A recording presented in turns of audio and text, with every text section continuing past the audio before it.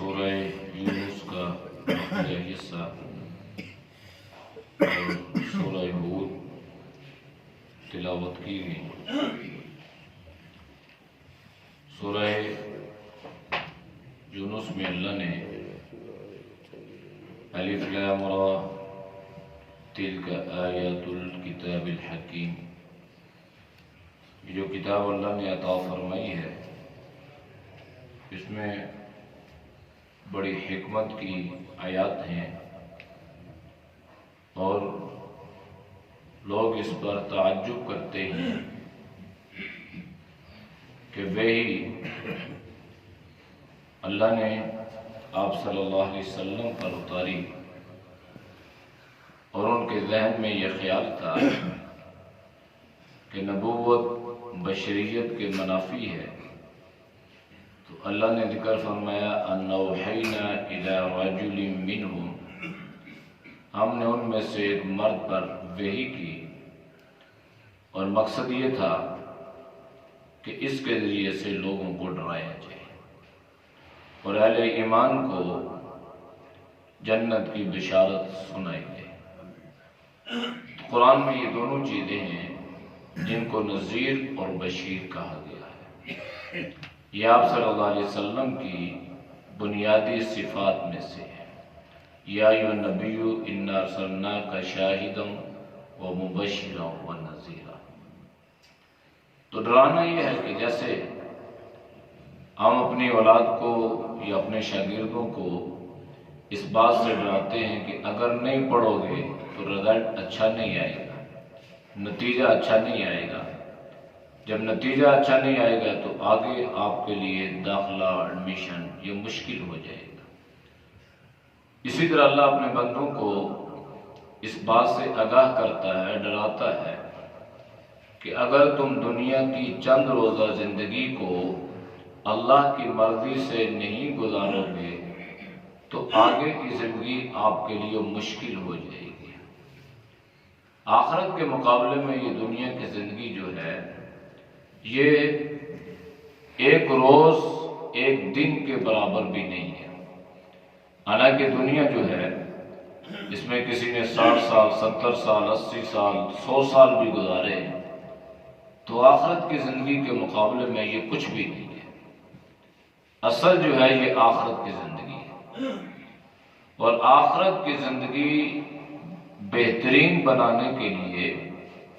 اس دنیا کی چند روزہ زندگی کو اللہ کی مرضی سے گزارنا پڑے گا۔ اگر یہ چند روزہ زندگی ہم اللہ کی مرضی سے گزارنے پر اگر ہم نے اس کو گزار دیا تو پھر ہمارے لیے آخرت کی جو زندگی ہوگی اللہ اس کو بہترین فرما دے گا، اور اس زندگی میں اللہ ہمیں اپنی بے شمار نعمتیں عطا فرمائے گا۔ پھر وہ زندگی ہم اپنی مرضی سے گزاریں گے۔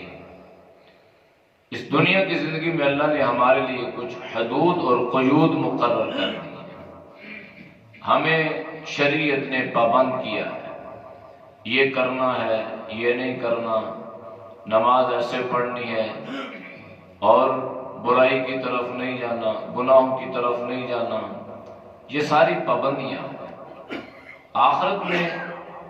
ہم ان پابندیوں سے آزاد ہوں گے، بلکہ اللہ کی طرف سے ہمارے لیے یہ اعلان ہو جائے گا کہ وَلَكُمْ فِيهَا مَا تَشْتَهِي أَنفُسُكُمْ وَلَكُمْ فِيهَا مَا تَدَّعُونَ، کہ اس دنیا کی زندگی کو آپ نے اللہ کی مرضی سے گزارا، اب آخرت کی جو زندگی ہے یہ آپ اپنی مرضی سے گزاریں گے، اور آپ کے لیے اس آخرت کی زندگی میں وہ کچھ ہوگا جو کچھ آپ چاہیں گے، جو آپ پسند کریں گے، اور اللہ کی طرف سے اہل ایمان کی بھرپور انداز سے مہمان نوازی کی جائے گی، اور اللہ میزبانی کا حق ادا کرے گا، اور نزلا من غفور الرحیم، اللہ خود فرما رہا ہے کہ مہربان رب کی طرف سے تمہاری یہ مہمان نوازی ہوگی۔ تو اصل جو دنیا کی زندگی ہے یہ اللہ کی مرضی سے گزاریں تو آخرت کی زندگی ہم اپنی مرضی سے گزاریں گے۔ لیکن اگر خدا نہ خواستہ یہ دنیا کی زندگی ہم نے اپنی مرضی سے گزاری تو پھر آخرت کی زندگی ہم اللہ کی مرضی سے گزاریں گے۔ اس لیے اللہ نے ذکر فرمایا کہ ان انذر الناس، کہ آپ لوگوں کو ڈرائیں، وبشر الذین آمنوا، اور آپ اہل ایمان کو جنت کی بشارت سنائیں۔ اس میں اللہ نے، چونکہ یہ مکی صورت ہے، مکی صورتوں میں اللہ نے جس چیز کو بیان فرمایا ہے، ایک تو قرآن، چونکہ مکہ والے آپ صلی اللہ علیہ وسلم کو نبی ماننے سے انکار کرتے تھے، تو ظاہر بات ہے نبوت کا انکار قرآن کا انکار تھا، تو لہذا وہ قرآن کو اللہ کی کتاب تسلیم کرنے کے لیے تیار نہیں تھے۔ اس لیے اللہ نے مکی صورتوں میں قرآن کی عظمت کو بیان فرمایا اور نبی علیہ السلام کی نبوت کو بیان فرمایا اور آخرت کا ذکر فرمایا کہ آخرت آئے گی اور اس میں آپ کے لیے آپ کے اعمال کو تولا جائے گا، پھر اس پہ اللہ آپ کے لیے جزائے یا سزا کے فیصلے فرمائے گا۔ لہذا دنیا کی زندگی سے راضی نہیں ہونا۔ ان الذین لا یرجون لقاءنا ورضوا بالحیاۃ الدنیا واطمأنوا بها والذین هم عن آیاتنا غافلون۔ اللہ خود فرما رہا ہے کہ وہ لوگ جو میری ملاقات پر راضی نہیں ہیں اور مجھ سے ملاقات کو پسند نہیں کرتے، وَرَضُوا بِالْحَيَاةِ الدُّنْيَا، اور وہ دنیا کی زندگی سے راضی ہو گئے ہیں، وَاطْمَأَنُّوا بِهَا، اور اس سے مطمئن بھی ہو گئے ہیں۔ تو دنیا کی زندگی ایسی نہیں ہے کہ انسان اس پر اطمینان سے بیٹھ جائے، اس پر اللہ نے حوادثات کو بھیجا ہے، اس پر مصائب ہیں، پریشانیاں ہیں۔ اللہ نے صحت دی ہے تو ساتھ بیماری کا کانٹا لگا دیا، اللہ نے مال دیا تو اس کی حفاظت کی ذمہ داری اور پریشانی اللہ نے ڈال دی، اللہ نے جوانی دی تو ساتھ بڑھاپا، اور اللہ نے زندگی دی تو اوپر موت کا خوف سوار کر دیا۔ اس لیے دنیا کی زندگی ایسی نہیں ہے کہ وہ تمانو بھی ہے انسان اس پہ مطمئن ہو جائے، اور وہ لوگ جو ہیں اللہ کی آیات سے، اللہ کے دین سے غافل ہیں۔ جیسے ہم دنیا کے دندوں میں پھنس کے اللہ سے غافل ہو جاتے ہیں اور اللہ کو بھول جاتے ہیں، اور اللہ کی طرف سے آوازیں آتی رہتی ہیں، حی علی الصلاح، حی علی الفلاح، آؤ کامیابی کی طرف، آؤ نماز کی طرف۔ لیکن ہم یہ سمجھتے ہیں کہ کامیابی اسی میں ہے کہ ہم اپنا ٹائم دنیا میں دیں، نماز کی طرف ہمارے قدم نہیں اٹھتا۔ تو اللہ نے فرمایا کہ اگر تم میرے دین سے اور میری آیات سے غافل رہو گے تو پھر یاد رکھ لینا اللہ تمہیں ڈرا رہا ہے، اولئک مأواہم النار بما کانوا یکسبون، پھر تمہارا ٹھکانہ آگ ہوگا۔ اور یہ جو ٹھکانہ اللہ تمہیں آگ کی صورت میں عطا کرے گا، یہ نہیں ہے کہ اللہ تم سے کوئی ضد کرتا ہے، بلکہ تم نے اعمال ہی ایسے کیے ہیں جو جہنم میں جانے کا ذریعہ بنتے ہیں۔ اس لیے انسان اعمال ایسے اختیار کرے کہ جو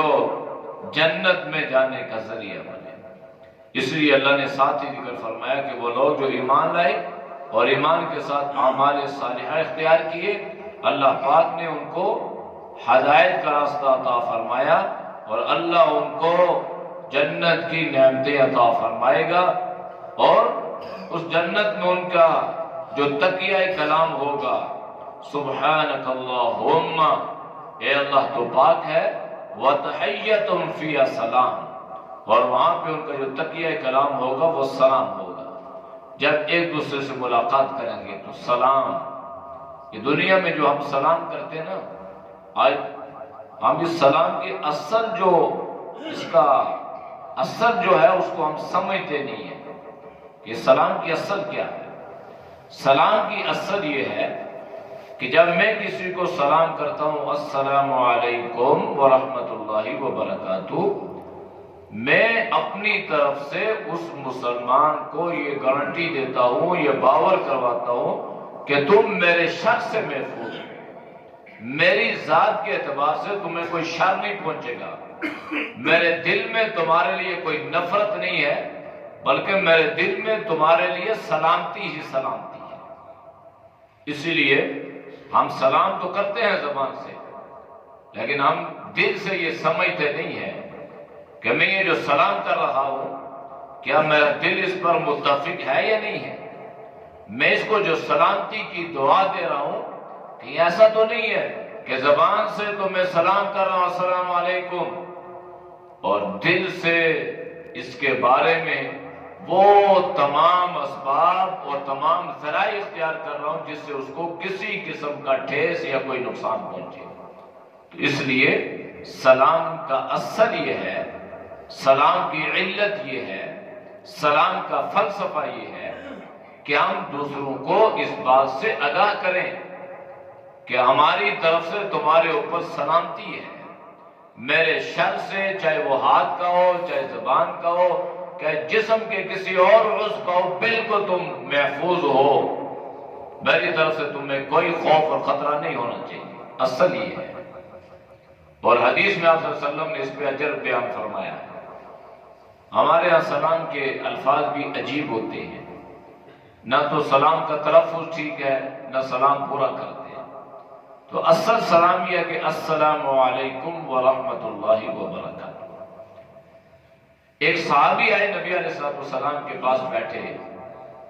تو سلام کیا السلام علیکم، اللہ کے نبی نے فرمایا 10۔ ایک اور آئے سلام کیا السلام علیکم ورحمۃ اللہ، اللہ کے نبی نے فرمایا 20۔ ایک اور آئے تو سلام کیا السلام علیکم ورحمۃ اللہ وبرکاتہ، اللہ کے نبی نے فرمایا 30۔ تو صحابہ نے پوچھا یا رسول اللہ یہ 10 اور 20 اور 30 یہ آپ نے ذکر فرمایا، پہلے تو کبھی آپ نے ایسا ذکر نہیں کیا، آج؟ تو اللہ کے نبی نے فرمایا کہ جب پہلا آدمی آیا اس نے سلام کیا السلام علیکم تو اس پر اللہ نے اس کو 10 نیکیاں عطا فرمائی، جب دوسرا آیا اس نے سلام کیا السلام علیکم ورحمۃ اللہ، اس پر اللہ نے اس کو 20 نیکیاں عطا فرمائی، اور جب تیسرا آیا السلام علیکم ورحمۃ اللہ وبرکاتہ، اس پر اللہ نے اس کو 30 نیکیاں عطا فرمائی۔ تو سلام کرنے سے، پورا سلام کرنے سے اللہ انسان کو 30 نیکیاں عطا فرماتا ہے، اور صورتحال یہ ہے کہ زبان گھستی بھی نہیں ہے، زبان پر اس کی وجہ سے کوئی ثقل، کوئی بوجھ بھی واقع نہیں ہوتا، بلکہ زبان کو اللہ نے اسی لیے بنایا، اس لیے اللہ نے ان صورتوں میں اہل جہنم اور اہل جنت کا بالخصوص ذکر فرما کے لوگوں کو اس بات سے آگاہ فرمایا کہ آپ کے لیے ایک آخرت کا جہاں شروع ہونے والا ہے،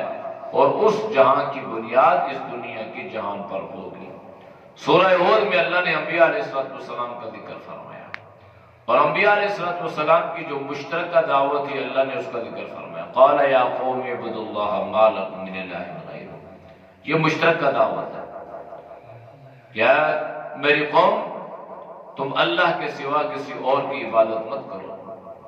یہ تمہیں کیا ہو گیا ہے کہ تم اللہ کو چھوڑ کے غیر اللہ کی عبادت کرتے ہو۔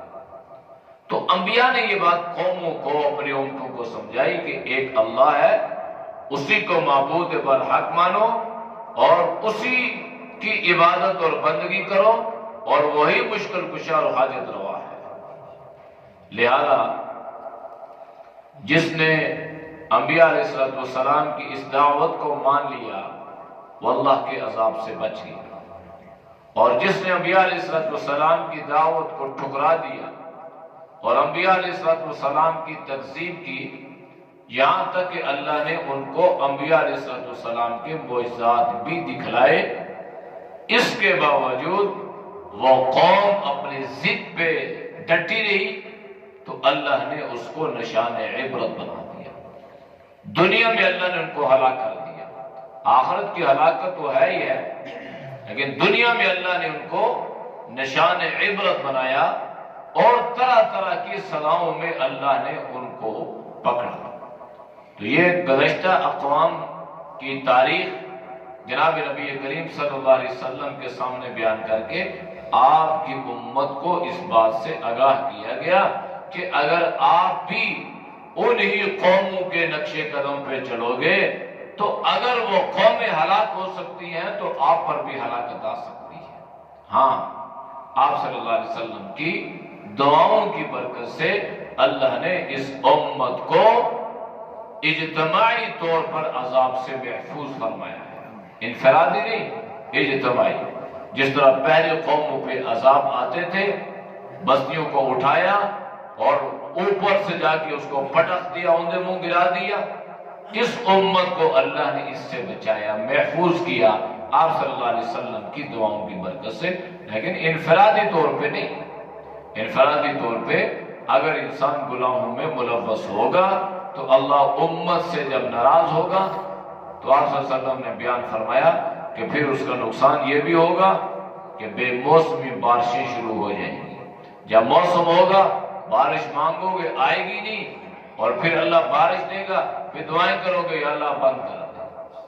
جیسے عمومی طور پہ ہوتا ہے۔ پھر کبھی کبھی اللہ زلزلے کے جھٹکے لگاتا ہے، پھر پانی کو اللہ سیلاب کی صورت میں بھیج دیتا ہے، اور کبھی اللہ کسی بیماری کو، کسی وائرس کو مسلط کر دیتا ہے۔ تو یہ بھی ایک تنبیہ کے لیے ہے، وارن کرنے کے لیے، اگرچہ پہلی امتوں کی طرح اللہ نے اس امت کو اجتماعی طور پہ عذاب سے بچایا اور محفوظ کیا ہوا ہے، لیکن تنبیہ فرمائی ہے کہ اگر گزشتہ اقوام کی طرح تم انہی کے نقش قدم پہ چلو گے، اگر وہ قومیں ہلاک ہو سکتی ہیں اور ان پر اللہ کا عذاب اتر سکتا ہے تو پھر آپ بھی اللہ کے عذاب سے بچ نہیں سکتے ہو۔ لہذا تنبیہ کے طور پہ انبیاء علیہ السلام نے ان کو بتلایا۔ اللہ ہم سب کو اس پر عمل کی توفیق نصیب فرمائے۔